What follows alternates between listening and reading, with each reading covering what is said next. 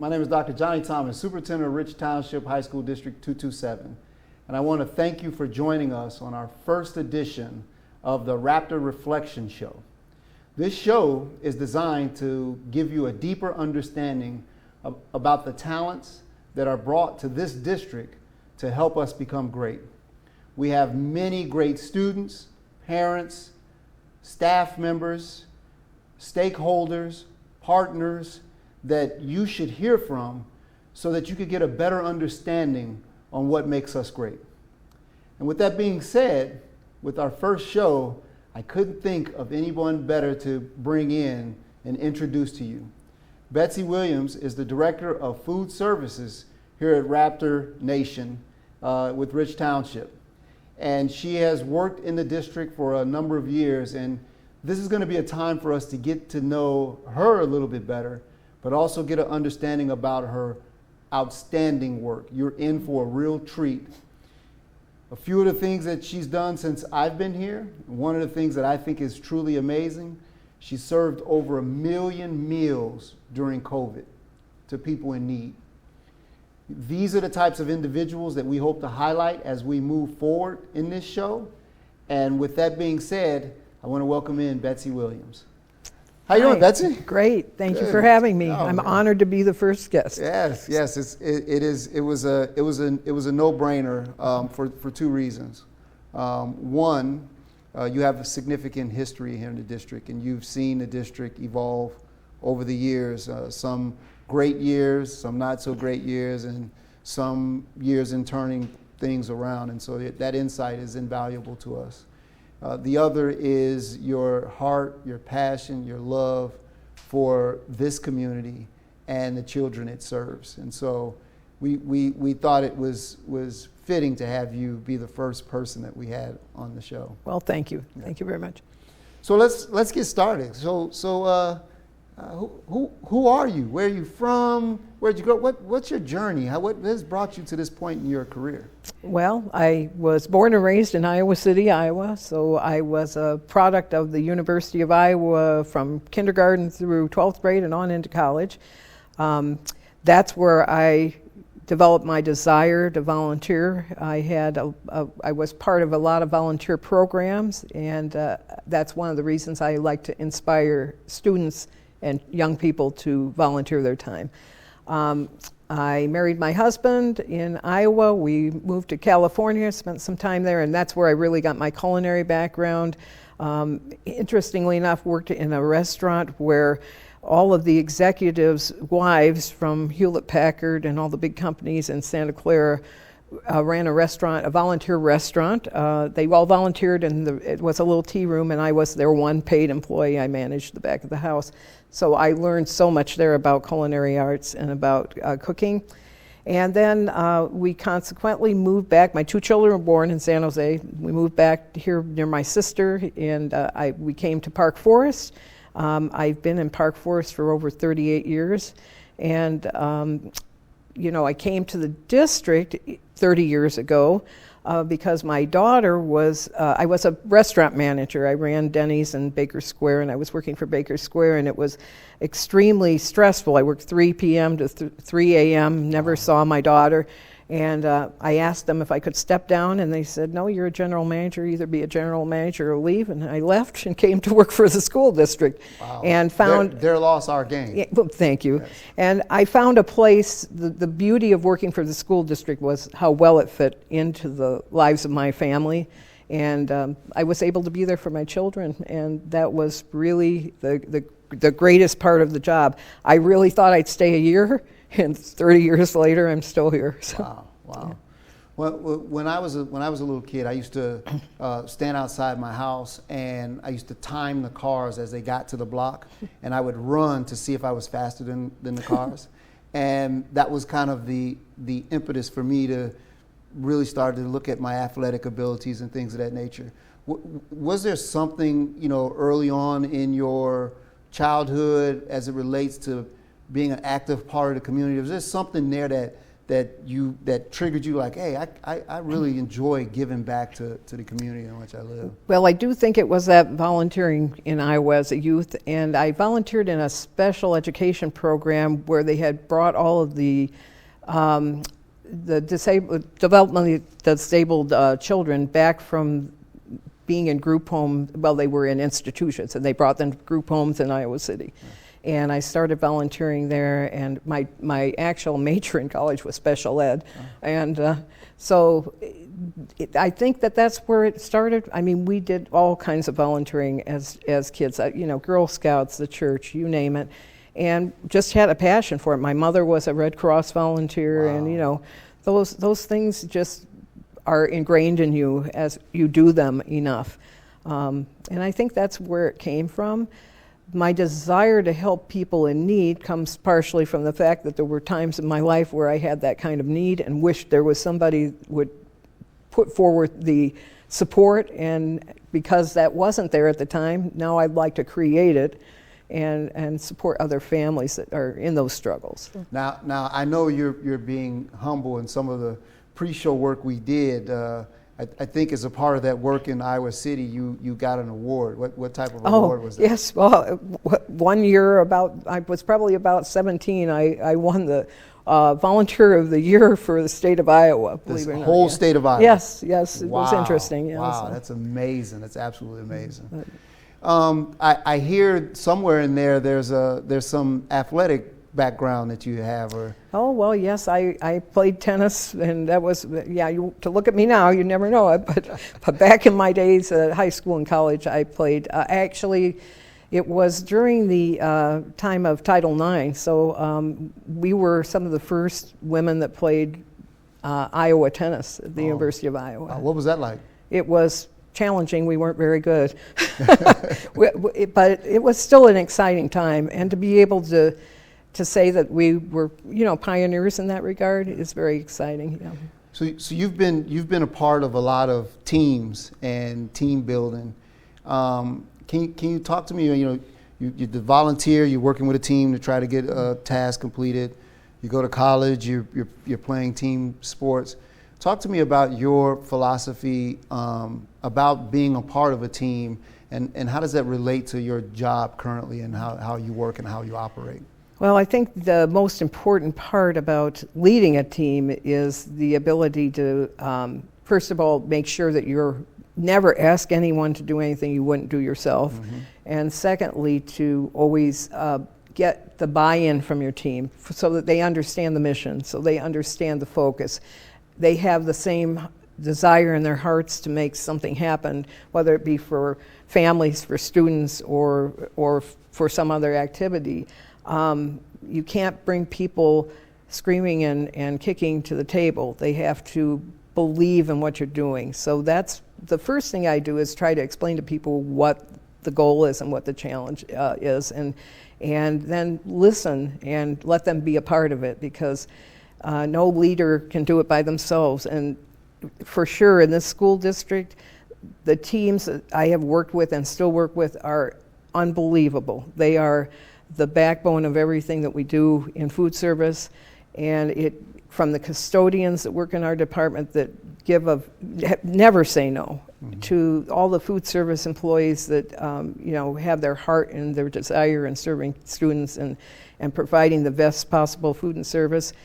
It's all about their motivation to want to be a part of the success of the program. Okay. So we went through some very, very difficult years over the last 3 or 4 years with COVID, and trying to figure out how we continue to provide supports to our families in a number of areas. Most of the coverage people got was from instructional programs, after school programs for children, but very little conversation was ever had about feeding the families during COVID. Mm-hmm. Can you talk to me a little bit about your work during that time period? I started off the show mentioning that we served over 1 million meals. I know it was well beyond 1 million. Yeah. And I also know that during that time period, companies like Amazon and Apple were donating food, and it was nowhere near serving 1 million people. So can you talk to me about that, the work that went behind that, and the ramifications that it had for the community? Sure. Well, I remember the day like it was yesterday, that Wednesday we were out on the curb and we were trying to figure out how do you create this situation to feed all these people, because the line of cars was clear down the block and around the corner, and at the moment that we were opening up. So the challenges were creating it as you go. Nobody had ever done it before, and it was kind of like creating a whole new program. We turned the kitchens into assembly lines. The challenge, we didn't even have the PPE equipment that we needed. We didn't have masks, so one of the ladies went home and made masks, so we'd have masks. We didn't have gloves, but we were making do the best we can. It was one of those things. Today we need tents. Now it's cold out. Now we need heaters, and it was a work in progress. Mm-hmm.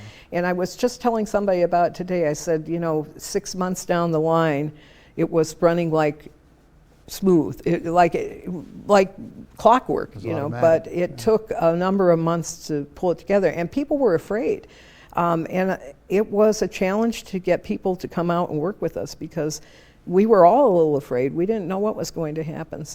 But the need was great. And so the exciting part of it is that, the families kept coming back, and I know we were actually giving them a lot of good quality things that they would eat at home, and not just little snacks, but things they could make meals out of and actually have a good supply of food for a week at home. I think that part of the idea of creating the new food pantry is a continuation of post-COVID stress on families, because while there was a need for food before COVID, now as programs are ending, there's even more need to feed these families. So that's actually an amazing transition for us. You came into my office jumping up and down, excited about this opportunity to provide this unique program to the families of Rich Township, a partnership that is rare, where we're able to provide food to our families that are in need regardless of financial situation. And so it's truly, truly amazing. And I would like for you to talk about that program, and I'll Sure. let you tell everybody the name of it, and its development and where we are today. Sure. Well, yes, when I came into your office, I was like, we have this need and we have a space, so can I do something with it? And with your okay, the first thing we did was contact Greater Chicago Food Depository, because you need something sustainable. I know too well, and over the years, for the last, thinking back in 2002, the principal that was here had started doing Thanksgiving food. And we also had a student come to me that wanted to start a soup kitchen. And I said, well, we can't do that, but let's do a family fun night. So out of that evolved events that we had families in need in every month to have dinner. And so those programs, as they evolved, were not sustainable. I knew that. It looked great. People loved it, but it wasn't sustainable. So you were out begging all the time for things. So as this came up, this opportunity, we turned to Greater Chicago Food Depository, and after almost 8 months of talking and negotiating, because they really were not taking on new programs, they really didn't have school programs, they decided to take a chance on us, and they came and looked at the space. So we are the first school food pantry in the south suburbs, which is a real honor. And through their support, we can be sustainable without having to worry about where food's going to come, how we're going to offer food to our families. And in addition to that, this is how staff works. One of the staff members had heard about it, and she goes, I have a connection with Dot Foods. Let me, hook you up. And I guess he's the director over at Dot Foods in University Park. he is working with us now to continue to support us with the things that we don't get from Greater Chicago. So the wonderful part of this is every 2 weeks we get a huge delivery. We got 4,300 pounds of food last Tuesday. Did you say 4,300 pounds of food? Yes, it was a little overwhelming as they pulled the pallets off the truck. Wow. But that included fresh fruits and vegetables, frozen meats. We had chicken drumsticks, tilapia, and catfish. I mean, those are really nice products to offer to our family. And canned goods. So every 2 weeks we get to order from whatever they have available, and they'll drop a delivery, and that will be what we provide for our families. So how does the program operate? Like, where do you go? Who do you talk to? Who fills the orders? Are there students involved? Yes. How does it work? Yeah, and that was one of the selling points, I think, for Greater Chicago, was that our students are helping with the program, and actually a couple of our classes in our special ed department are supporting by coming, stocking shelves, filling orders, and it is a work in progress. We have a lot of students that are interested in doing service hours, and we will eventually put everybody to work that wants to work there.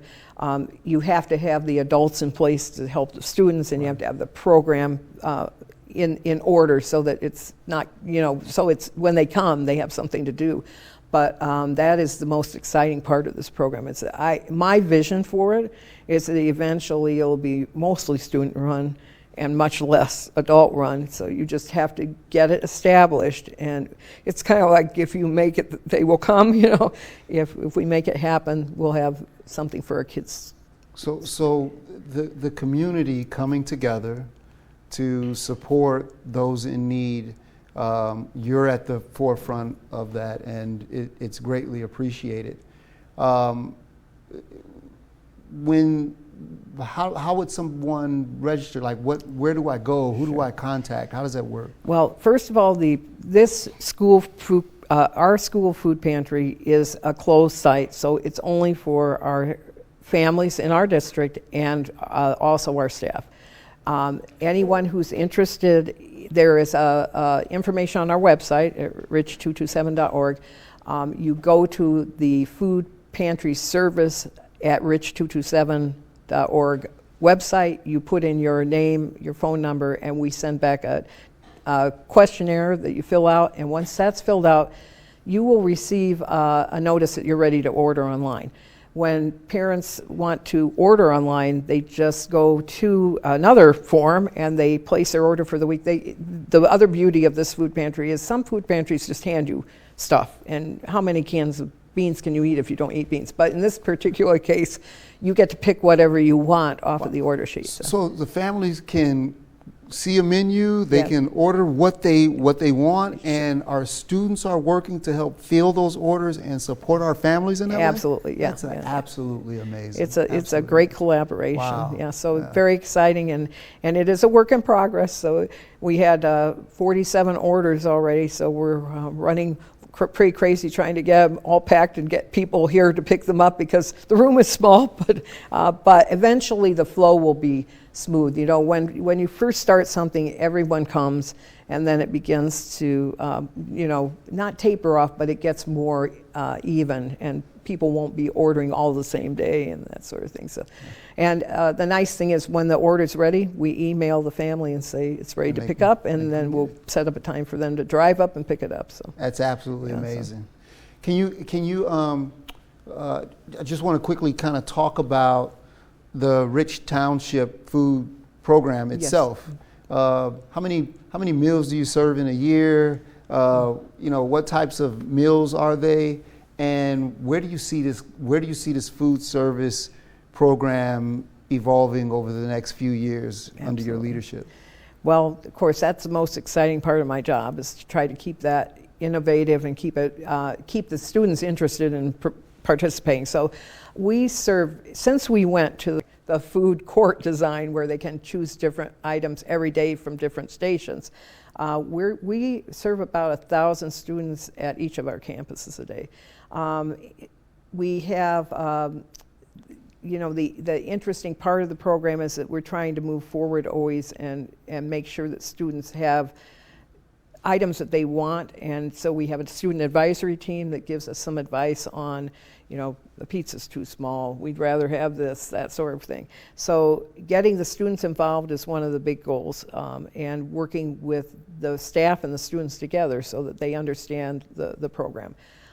We are moving towards some automated vending machines that will have cold foods, and this is a nice service because the students that are here at night will be able to access meals. If they haven't had their meal for the day, their free meal for the day, they'll be able to get it because we do have a CEP program here, so all of our students are CEP, meaning the Community Eligibility Provision. Okay. And that provision through our National School Lunch Program allows us to feed every student a free breakfast and a free lunch. So in Rich Township, every student gets a free breakfast and a free lunch. Yes, absolutely. Wow. And if you didn't get your free lunch today because you were caught up in class, but the lunchroom is closed, you can go to the vending machine now and use your ID card and purchase your meal. So you mean to tell me here in the near future in our district, we will have meals prepared that will be in a vending machine where a kid who has missed a meal or needs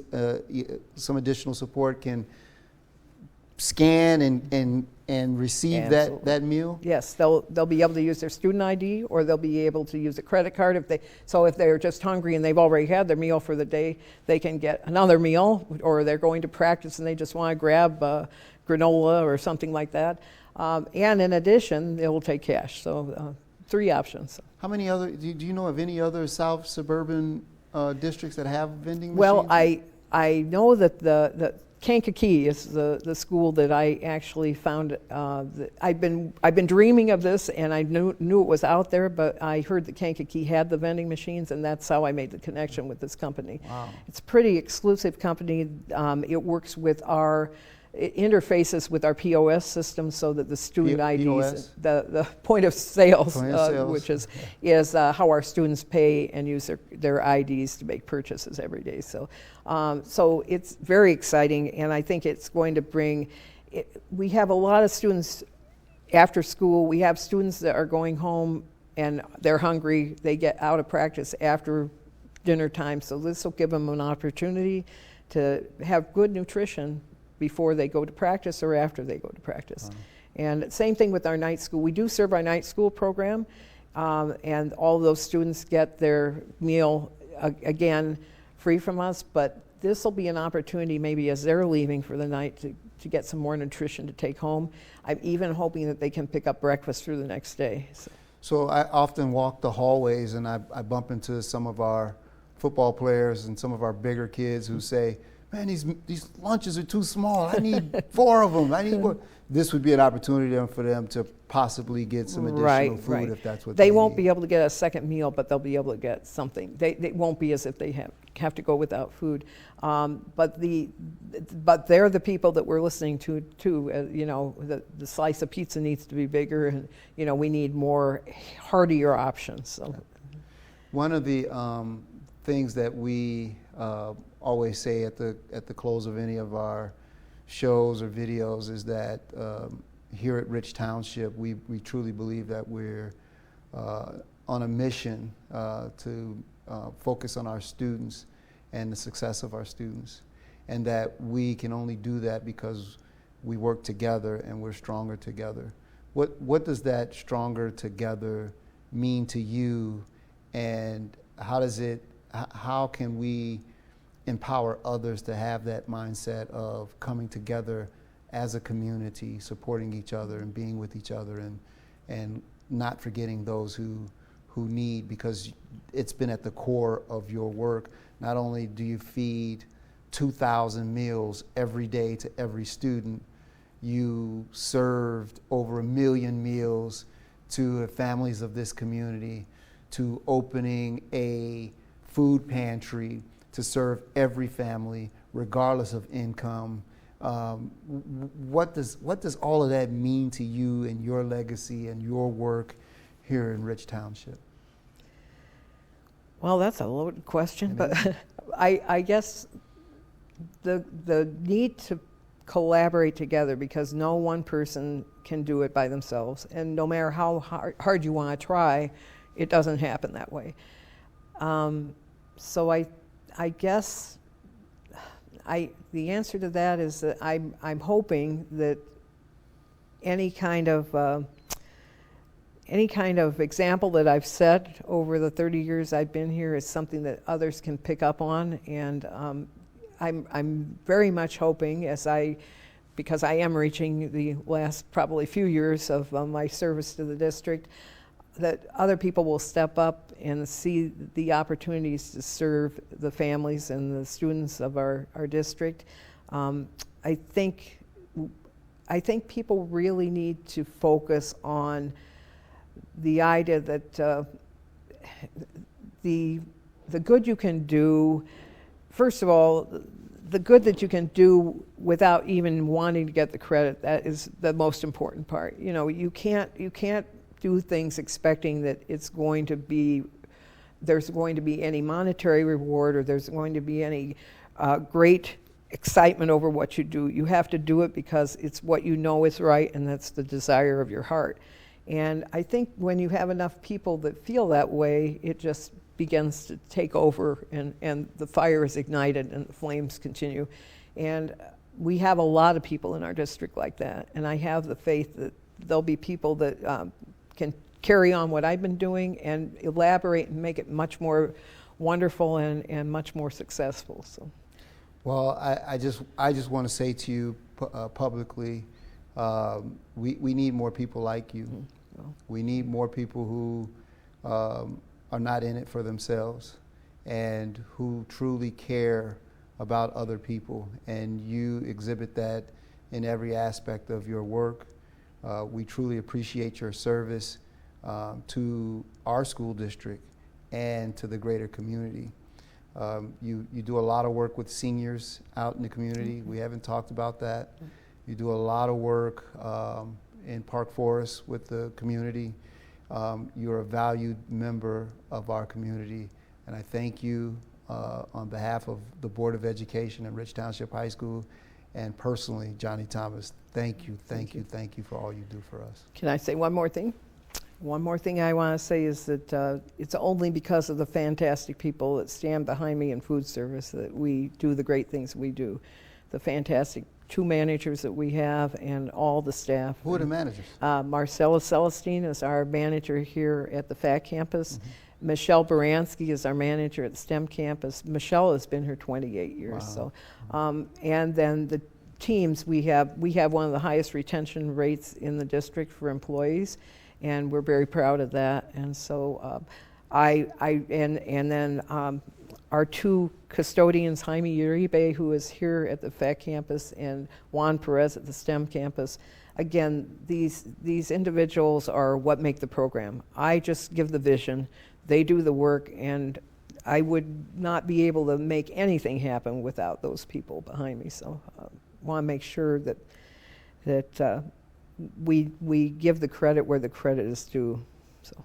Always. Okay. And that's why you're sitting in this chair, because of that. You are a great example of what leaders do and how leaders work. And as I said earlier, I truly appreciate it. Okay.